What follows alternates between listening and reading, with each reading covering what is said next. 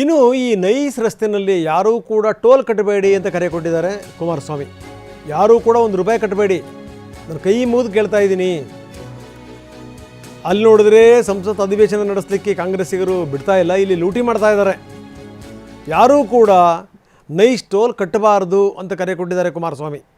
ಯುವಕರು ಹೋರಾಟ ಮಾಡಬೇಕು, ಇದೇ ರೀತಿಯಾದರೆ ರಾಜ್ಯನ ಲೂಟಿ ಮಾಡಿಬಿಡ್ತಾರೆ. ಇದು ಕಾಂಗ್ರೆಸ್ ವಿರುದ್ಧ ಕುಮಾರಸ್ವಾಮಿ ಮಾಡಿರುವಂಥ ವಾಗ್ದಾಳಿ.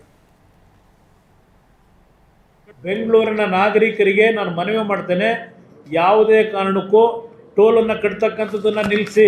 ಮೊದಲು ಈ ಸರ್ಕಾರ ಯಾವಾಗ ಸಾರ್ವಜನಿಕರಿಂದ ಟೋಲ್ನ ದರೋಡೆ ಮಾಡ್ತಾ ಇದ್ದಾರೆ ಅದನ್ನು ನಿಲ್ಲಿಸ್ತಕ್ಕಂಥದ್ದಕ್ಕೆ ತೀರ್ಮಾನ ತೆಗೆದುಕೊಂಡಿರಿ. 1 ವಾರ 10 ದಿವಸದ ಗಡುವು ಕೊಡ್ತೀವಿ.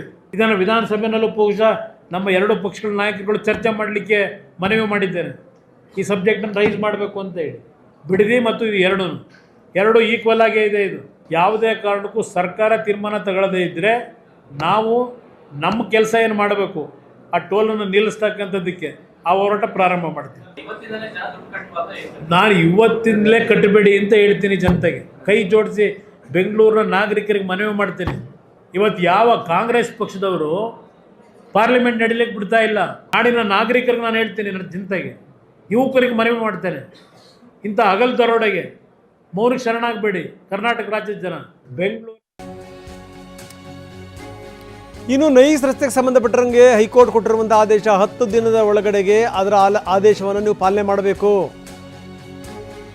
ಕುಮಾರಸ್ವಾಮಿ ಗಡುವು ಕೊಟ್ಟಿದ್ದಾರೆ.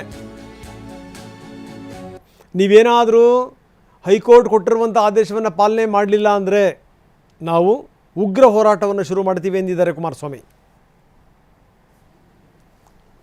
ಮೂಡಿಸಿ 1 ವಾರ 10 ದಿವಸದ ಗಡುವು ಕೊಡ್ತೀವಿ. ನಮ್ಮ ಹೋರಾಟ, ನಾವು ನಾಡಿನ ರೈತರಿರ್ಬೋದು, ಅಲ್ಲಿ ಓಡಾಡ್ತಕ್ಕಂಥ ಜನರಿಗೆ ಇವತ್ತು ತಿಳುವಳಿಕೆ ಮೂಡಿಸಿ.